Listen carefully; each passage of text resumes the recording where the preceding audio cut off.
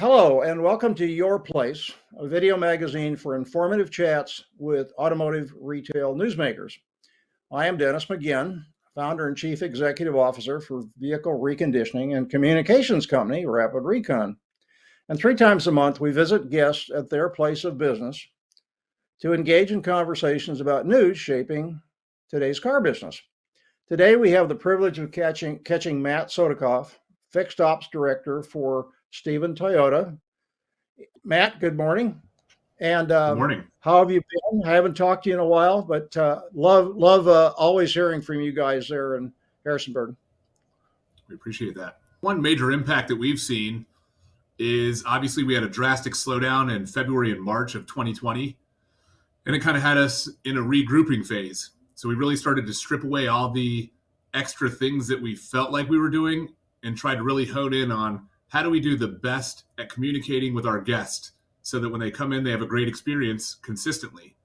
And obviously we had way more people that would not want to walk in the building and people that wanted us to do pickup and delivery to their vehicle. And so it's just been a very unique trend that we had to change our business. We couldn't use the traditional means. So we found a few different tools that we have honed in on that allow us to text our guests to remind them their services are due and to let them know that they can make appointments through the text. They can request for recall information through a text. And that's all prior to the guest arriving at our facility. Once they get here, we found some other tools that are very, very customer friendly. We have our technicians doing multi-point inspections with video that bypass the service advisor that sends a multi-point inspection directly to the customer's cell phone, whether they're sitting in the waiting room or they're sitting at their house or sitting in a meeting, that allow them to hear everything that's going on with their vehicle from the doctor themselves and not having it go to a third-party person that has to understand what's going on with the complex repair and then try to regurgitate it back to a guest. The technician's now talking directly to the consumer. Is the tech doing the inspection and all that is going on video as the tech is doing that, and then it's being sent out? Exactly. The old process was the technician would do a electronic multi-point inspection, then send it up to the advisor. But if the advisor's with a client or they're at lunch or they caught out that day, it just creates a lot of areas for the communication to not get to the consumer. So we really just tried to skip all that. And if the service advisor is extremely busy, it doesn't slow the technician down on providing the information to the guest. So it really just puts the pressure on the advisor to do their job and to perform really well. One of the things that we're pushing forward with in this year, and especially with our relationship with Auto iPacket, as we're learning about that technology, and I don't know if your people are using that yet, but basically is that transparency is really a big new currency kind of for both for the customers, and this sounds like a real winner for that, as well as your buyers who are looking at used cars and want to know everything about them. Tell me a little bit about what you hear from the guys up front in terms of the how getting an inventory of used cars. There's a lot of challenges. The acquisition of vehicles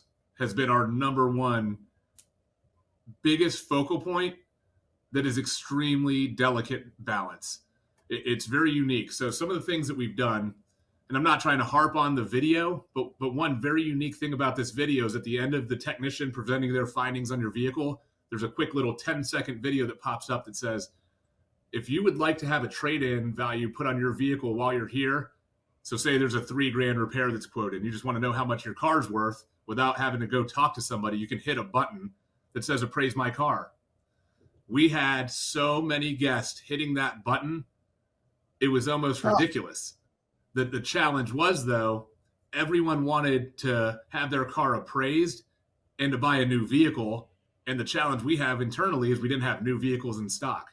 So for people that want to trade out of it and upgrade into something newer, the challenge really was when they were like, I want to look at a new Camry and we have 0 on the lot, or look at a new Highlander and there's 0 on the lot. It puts us in a rock and a hard place. So there's definitely been real world challenges. And we've gone to the extent of changing the salespeople's compensation plan to include purchasing vehicles.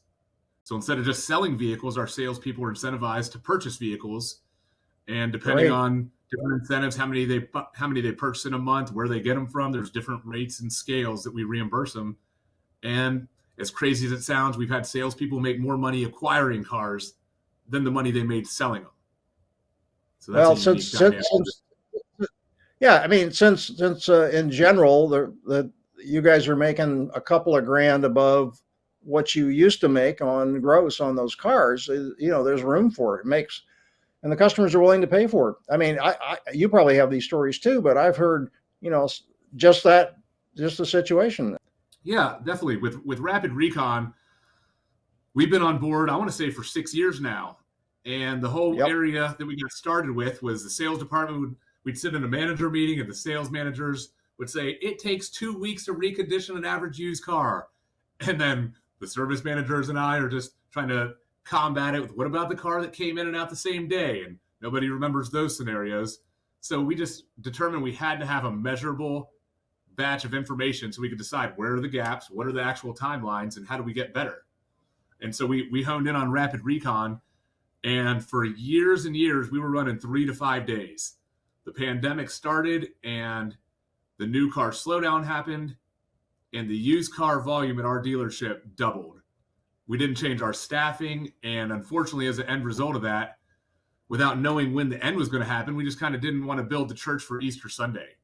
So we've had incentives we put in place on our internal service advisors that dispatch the work, and we just always try to get to a 3-day turn. And the incentive starts at 2 days, and it ended about 6 days. Since February of 20, we've been averaging about 8 to 10 days. And so we're certainly not where we want to be. We understand that it slowed down the amount of sales we potentially could have had. We dipped in probably about a year after that into some slower times where we were spoiled rotten with 50 cars in dispatch at any given time. All of a sudden, the numbers went down to 5 or 10, and we're getting a little nervous back here. And we started asking the sales managers, like, where's the used cars? Are they on the way? Are they in transit?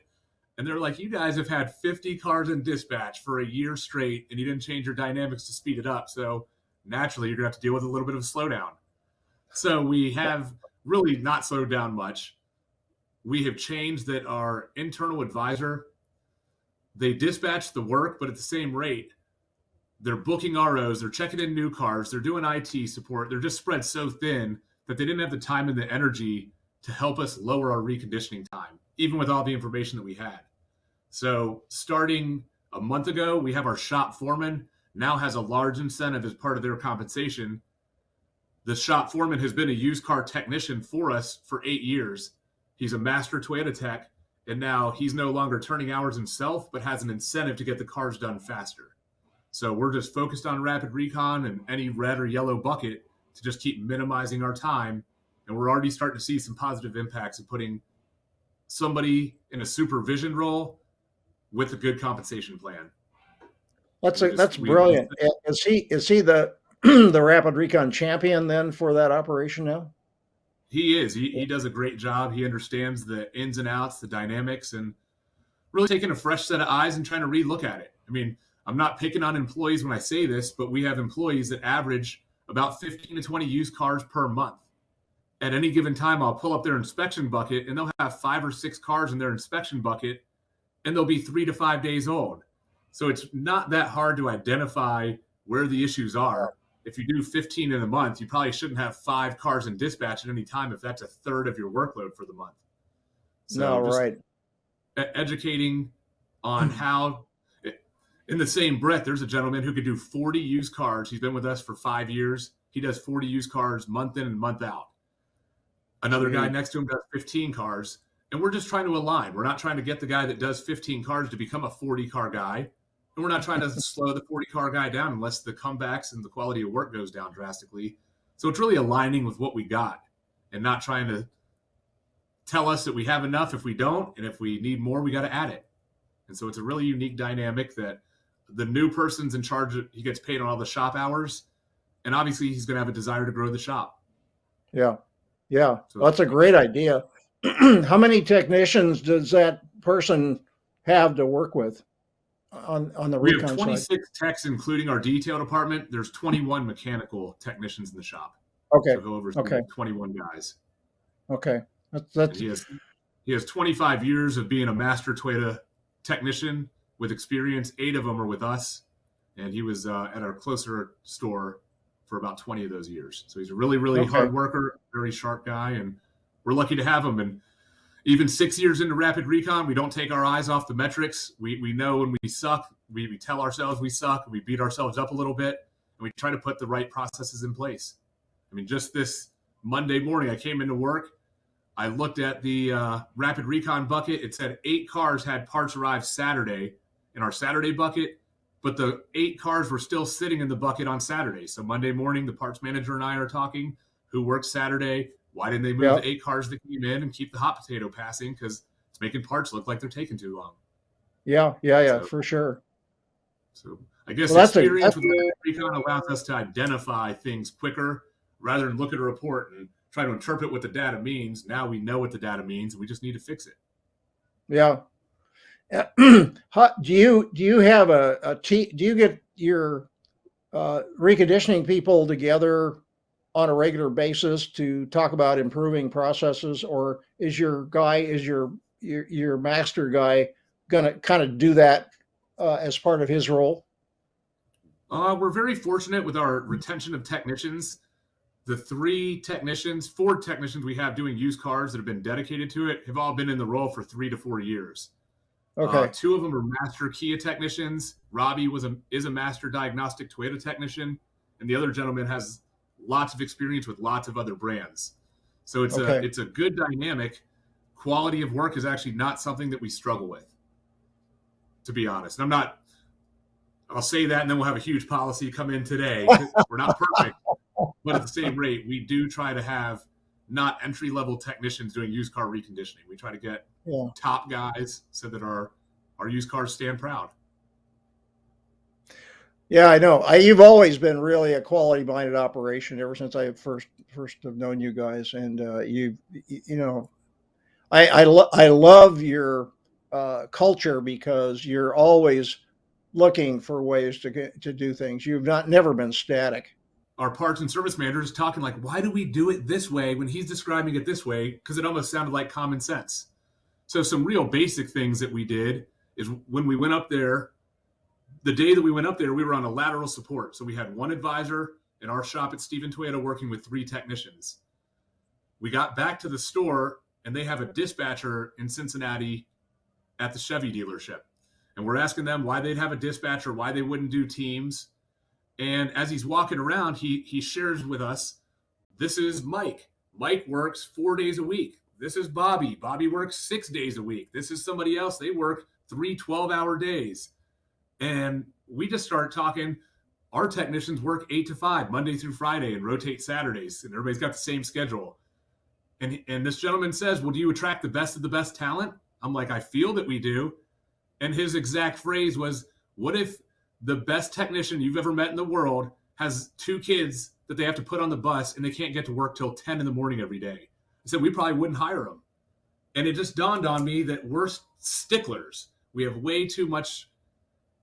We feel that we know too much when really we don't know that much at all. And so we got back to the store, and the first thing we did is we planned how to disband the 3 tied to 1 advisor.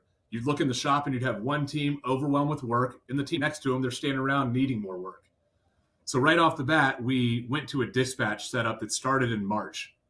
That allowed us to bring in so many more repair orders and produce so many more hours by not having small micro teams and having 1 big team. So that was step 1. Then the other stuff that we did is implement the videos along the same timeline, and it just hit at the perfect time. It was striking while the iron's hot. We did a better job of bringing in more guests. We got them out. It took a little bit longer, I'll be honest. We weren't having the best customer satisfaction during all this transition, but within 30 days of all the processes being in place, everybody was starting to get it. And so we were just left and right. The one last unique thing we did that really was fun is we took a window that we have that every technician walks by. And every technician, as I mentioned, worked 8 a.m. to 5 p.m. Monday through Friday, and they rotate every 4th Saturday. So I wrote up on this window, write your own work schedule down. in one piece of paper. The second piece of paper is, do you want to work 4 days a week? Do you want to work Wednesday to Saturday? Or do you like the current schedule you're on? And it took us about 3 weeks. Once we got feedback from every employee, the majority of the employees wanted to change. And the end outcome is we used to be open from 7:30 a.m. to 6 p.m. with tech coverage from 8 to 5. So if you came in at 5:01, there's a great chance all the tech's already left and we're here to let you pick your car up or drop it off, and that's it. After we asked the employees what schedule they'd like to work as a technician, we have a variety, just like the gentleman in Cincinnati, Ohio. We have techs that work 4 days a week. Some work 5 days. Some work Wednesday to Saturday. And we build our appointment ledger around our employees. But the end result was we now have technician coverage from 6:30 a.m. Monday through Friday until 6 p.m. and Saturday full tech coverage with more techs than we had before, working 8 to 1. So we actually grew our hours of operation. We appeased the technicians by giving them a better schedule. And a few guys, they tried to do 410s, elected that after a month or two, it just didn't fit their lifestyle or their needs. We switched them back to their old schedule, no questions asked. And as we hire new employees, we ask them, what schedule would you like to work? And it's just it's one way to attract the best of the best talent that's common sense, but you got to get out of your comfort zone and not think in traditional metrics. So was it COVID that drove you to get to that point, to go to McCluskey to figure out what they were doing? I felt like we have a good team, and we do, and we have a lot of tenure and lots of longevity, but getting everybody to work together really well, that's been something that hasn't been the case. Well, so we've just learned. That's really interesting, because obviously the flexible time and people working more from home, like all of our people are distributed, so they're all they're on their own schedules, and so we've kind of been that way since the beginning. I started the company that way 12 years ago, so it's always been like that. But I can see exactly what you're talking about, and